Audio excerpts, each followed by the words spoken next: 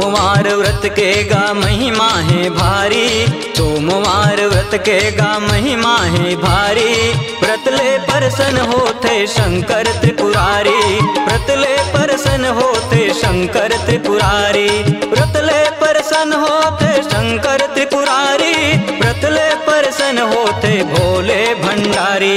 सोमवार व्रत के गा महिमा है भारी, सोमवार व्रत के गा महिमा है भारी। व्रतले परसन होते शंकर त्रिपुरारी, व्रतले परसन होते शंकर त्रिपुरारी।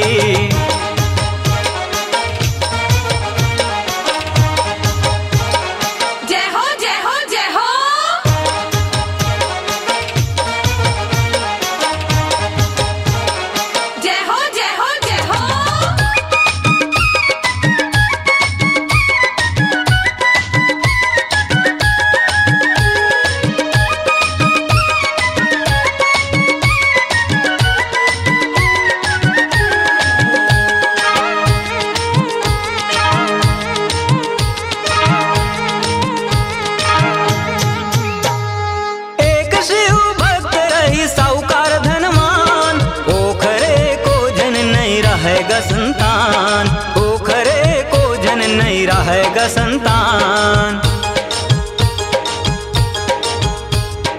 एक शिव भक्त रही साहूकार धनवान, ओखरे को जन नहीं रहेगा संतान, ओखरे को जन नहीं रहेगा संतान। सोमवार व्रत के गा महिमा है भारी, सोमवार व्रत के गा महिमा है भारी।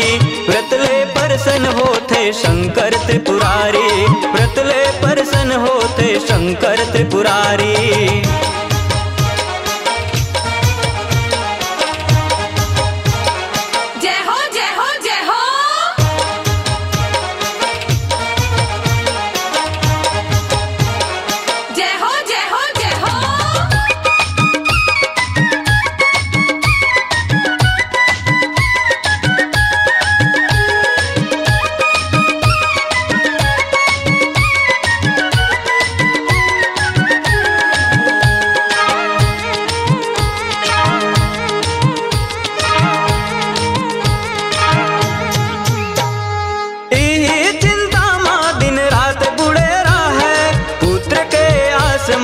ओहावत राखे पुत्र के आसमां ओहावत राखे। यही चिंता माँ दिन रात बुढ़े रहे, पुत्र के आसमां ओहावत राखे, पुत्र के आसमां ओहावत राखे। सोमवार व्रत के गा महिमा है भारी, सोमवार व्रत के गा महिमा है भारी। व्रतले परसन होते शंकर त्रिपुरारी, व्रतले परसन होते शंकर त्रिपुरारी।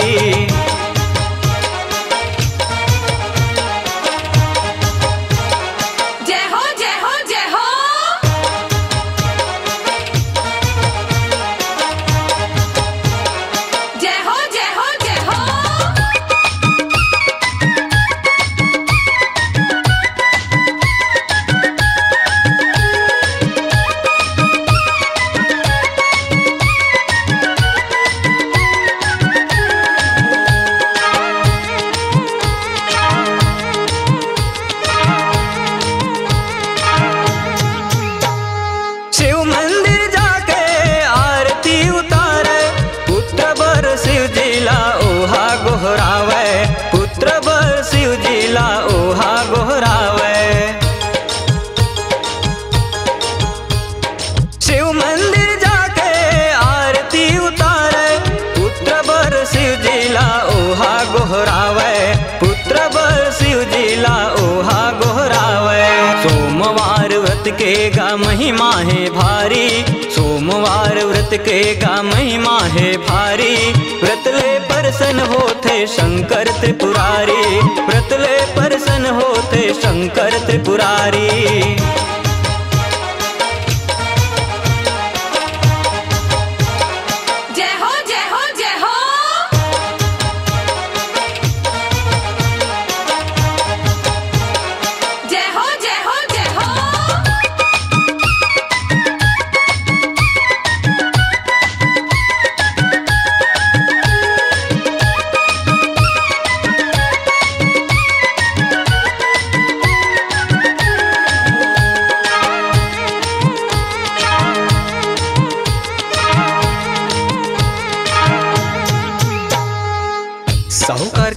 शिव भक्ति ला देख के माता पार्वती हा शिव ला कहथे, ये हर तो तुहर परम भक्त आए प्रभु, एकर मनोकामना ला जरूर पूरा कराओ। तब शिव जी कहथे, स्वरांजलि। सोमवार व्रत के गा महिमा है भारी, सोमवार व्रत के गा महिमा है भारी, व्रत ले परसन होते शंकर त्रिपुरारी, व्रत ले परसन होते शंकर त्रिपुरारी।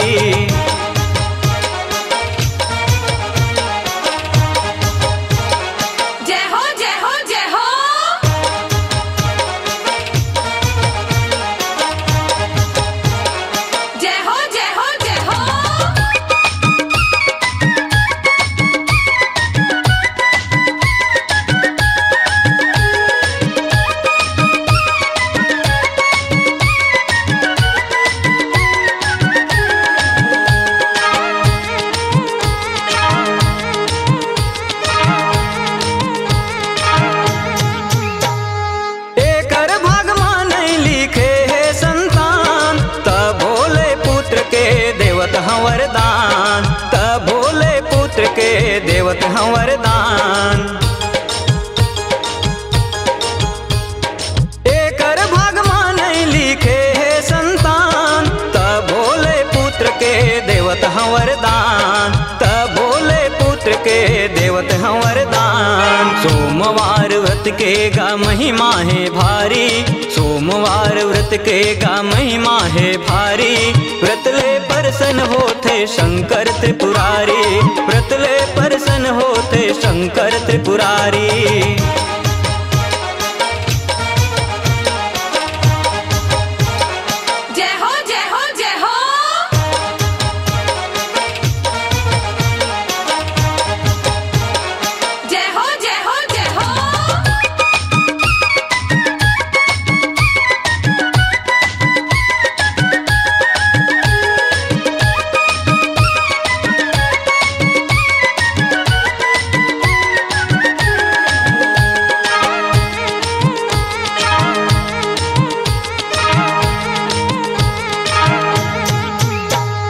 साहूकार के पुत्र हा अल्पायु होही, 12 बछर माँ परान छुट जाही, 12 बछर माँ परान छुट जाही। साहूकार के पुत्र हा अल्पायु होही, 12 बछर माँ परान छुट जाही, 12 बछर माँ परान छुट जाही। सोमवार व्रत के गा महिमा है भारी, सोमवार व्रत के गा महिमा है भारी, व्रत ले परसन होते शंकर त्रिपुरारी, व्रत ले परसन होते शंकर त्रिपुरारी।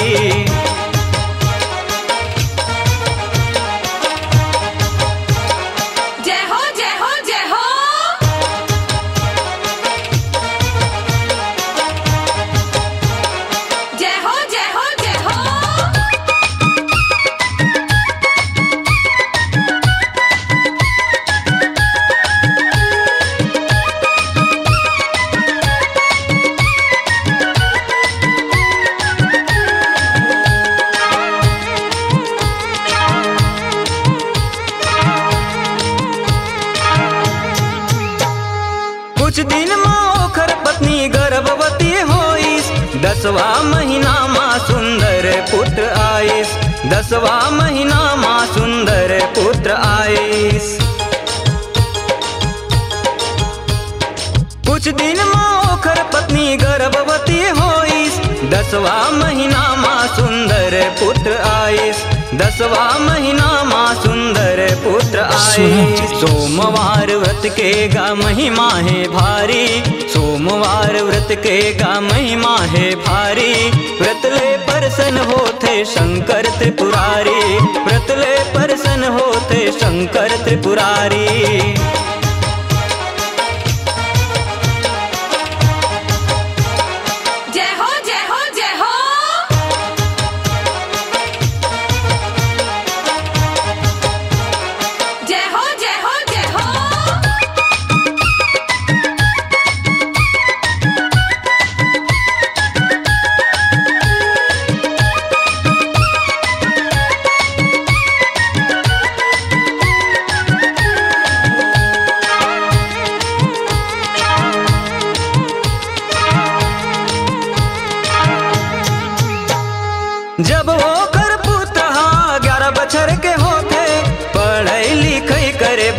काशी पठोथे, पढ़ई लिखई करे बर काशी पठोथे।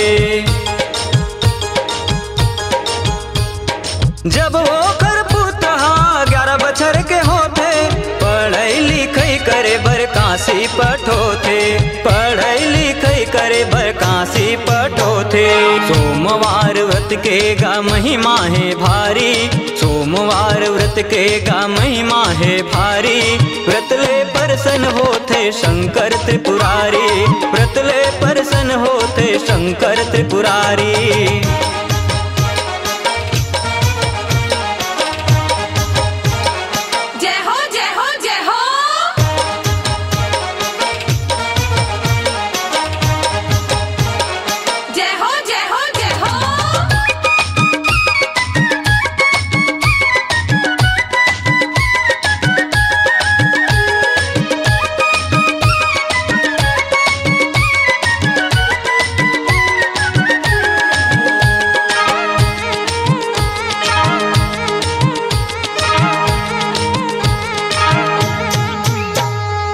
जब साहूकार के पुत्र 11 बछर के हो जाथे त ओला अपन साला के संग पढ़े बर काशी भेज देथे। काशी जावत एक शहर पड़थे, जिहाँ के राजा के बेटी के बिहाव होवत रहिथे। दूसर राजा के पुत्र जिखर बिहाव कराए बर बारात लेके आए रहिथे, ओहा काना रहिथे। एकरे पाए के राजा ला बिहाव टूटे के चिंता होए लगथे। उही बेरा में राजा साहूकार के पुत्र ला देख परथे और मन में विचार करथे कि कहूँ मोर पुत्र के जगह में ये साहूकार के पुत्र ला दुल्हा बना दे जाए तो काम बन जाही। राजा ऐसा सोच के ओकर ममा ले बात करथे और धन दे के दुल्हा बने बर राजी कर लेथे। सोमवार व्रत के गा महिमा है भारी, सोमवार व्रत के गा महिमा है भारी। व्रत ले प्रसन्न होथे शंकर त्रिपुरारी, व्रत ले प्रसन्न होथे शंकर त्रिपुरारी।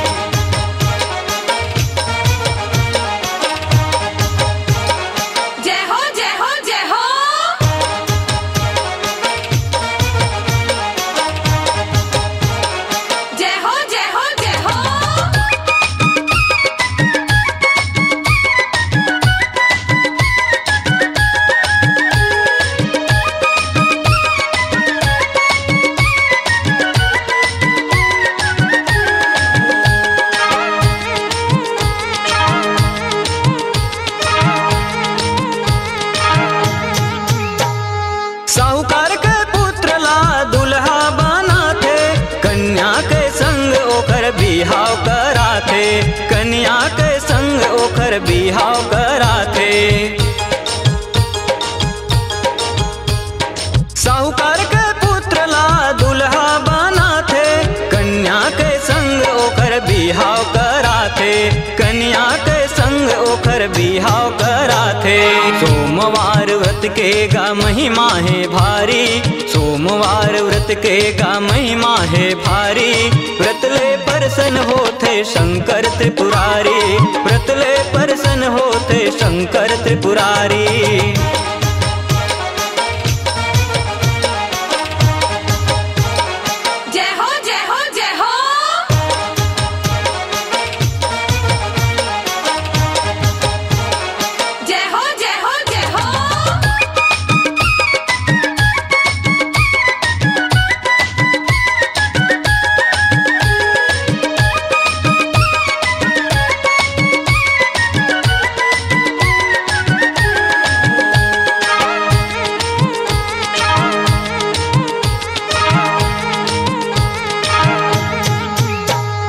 रसम पूरा करके लड़का जब जाते, राजकुमारी के पल्लों माँ एक बात लिखते, राजकुमारी के पल्लों माँ एक बात लिखते। रसम पूरा करके लड़का जब जाते, राजकुमारी के पल्लों माँ एक बात लिखते, राजकुमारी के पल्लों माँ एक बात लिखते। सोमवार व्रत के गा महिमा है भारी, सोमवार व्रत के गा महिमा है भारी। व्रत ले प्रसन्न होते शंकर त्रिपुरारी, व्रत ले प्रसन्न होते होते शंकर त्रिपुरारी।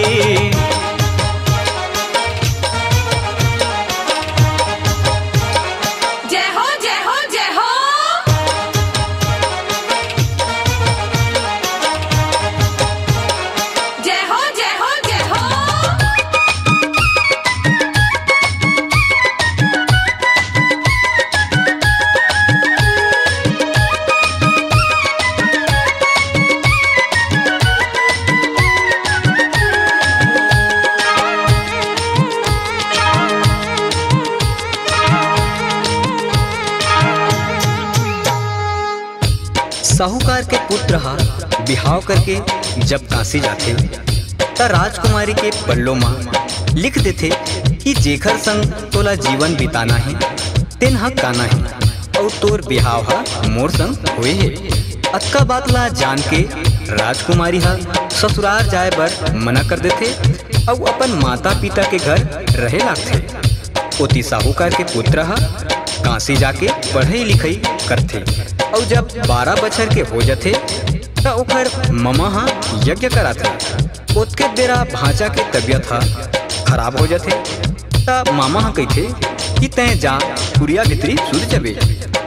थोड़क देर में ओकर ममा हा भीतरी में जाके देखते तब भांजा के प्राण पखेड़ू उड़ जा रहे थे भैया। ओकर ममा हा जल्दी जल्दी यज्ञ लाभ पूरा कराते और शोक में चिल्ला चिल्ला के रोए लागते।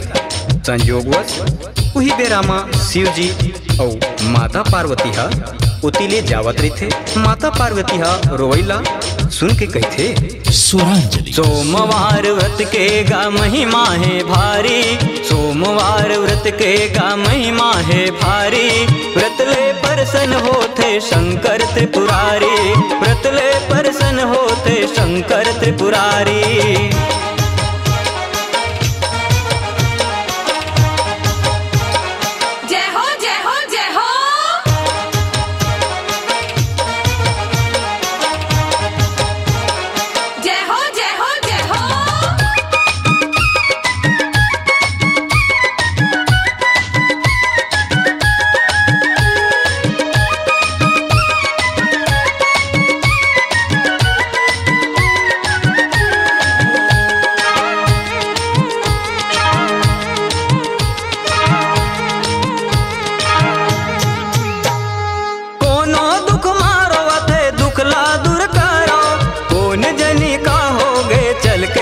देखो कौन जनी का हो गए चल के ओला देखो।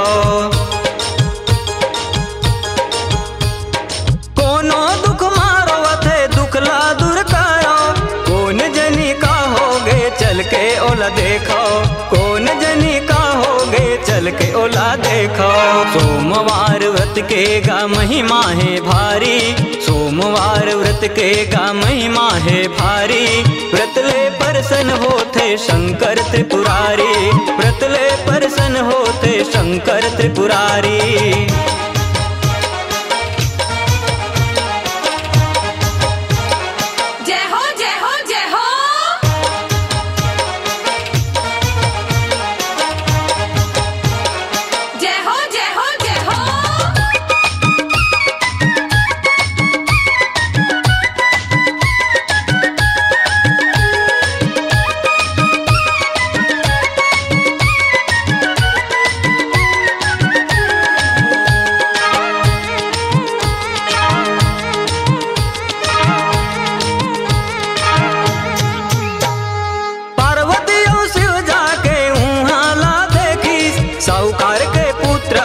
पार्वती हा कहिस साहूकार के पुत्र आए, पार्वती हा कहिस।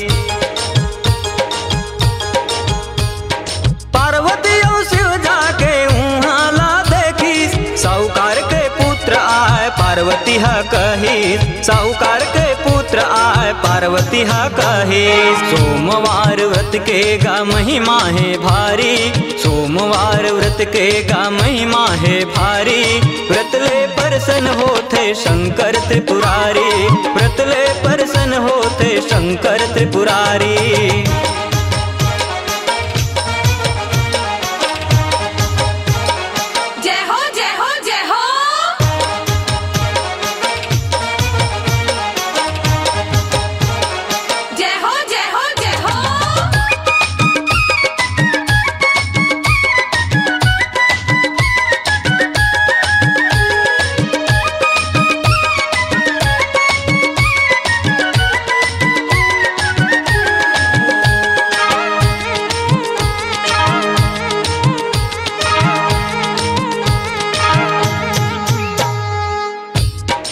शिव जी हा साहूकार के पुत्र ला देख के पार्वती ला कही थे एकर उम्र 21 दिन के रही से जिला यह भोग डरिस। अतका बात ला सुन के माता पार्वती हा कही थे ये ला जीवित कर दो प्रभु, एकर बिना एकर माता पिता हा तड़प तड़प के मर जाही। अतका बात ला सुन के शिव जी हा साहूकार के पुत्र ला जीवित कर देते भैया।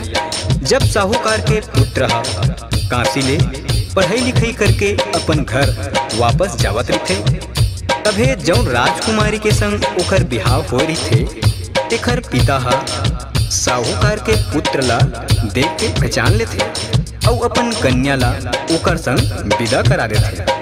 साहूकार के पुत्र हा कन्या ला लेके सुखघर अपन घर जाते। सोमवार व्रत के गा महिमा है भारी, सोमवार व्रत के गा महिमा है भारी। व्रत ले परसन होते शंकर त्रिपुरारी, व्रत ले परसन होते शंकर त्रिपुरारी।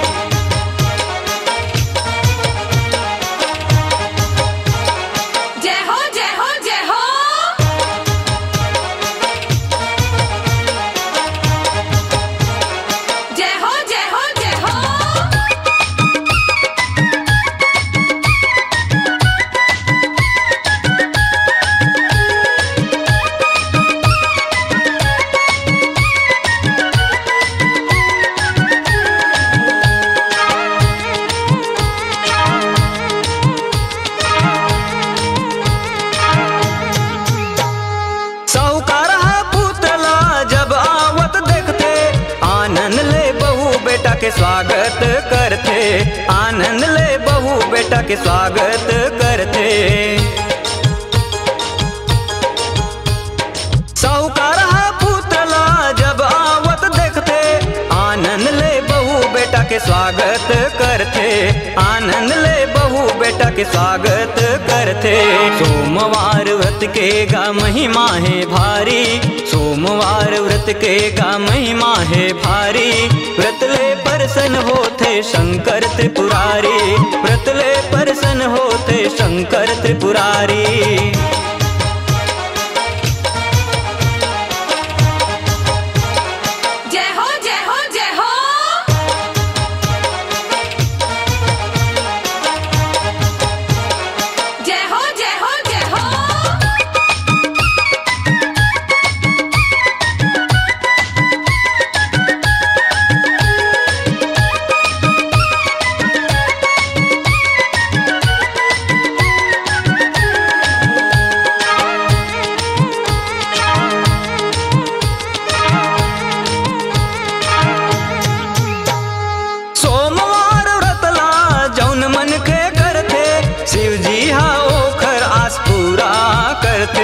शिव जी हा ओखर आस पूरा करते। सोमवार व्रत ला जौन मन के करते, शिव जी हा ओखर आस पूरा करते, शिव जी हा ओखर आस पूरा करते। सोमवार व्रत के गा महिमा है भारी, सोमवार व्रत के गा महिमा है भारी। व्रत ले परसन होते शंकर त्रिपुरारी, व्रत ले परसन होते शंकर त्रिपुरारी, व्रत ले परसन होते शंकर त्रिपुरारी, व्रत ले परसन होते भोले भंडारी। सोमवार व्रत के गा महिमा है भारी, सोमवार व्रत के गा महिमा है भारी। व्रत ले परसन होते शंकर त्रिपुरारी, व्रत ले परसन होते शंकर त्रिपुरारी, व्रत ले परसन होते शंकर त्रिपुरारी, व्रत ले परसन होते शंकर त्रिपुरारी। स्वरांजलि स्वरांजलि स्वरांजलि स्वरांजलि। अपनी आवाज को दीजिए एक नया मुकाम। डिजिटल रिकॉर्डिंग की दुनिया का जाना पहचाना नाम स्वरांजलि, जहां गूंजती हैं ध्वनियां अपनी माटी की सौंधी सुगंध के साथ। छत्तीसगढ़ी संगीत के विविध रंग जो पहुंचाते हैं पूरे प्रदेश में डिजिटल रिकॉर्डिंग के संग। स्वरांजलि स्टूडियो, नेमीचंद गली नंबर 2, गंजपारा, रायपुर।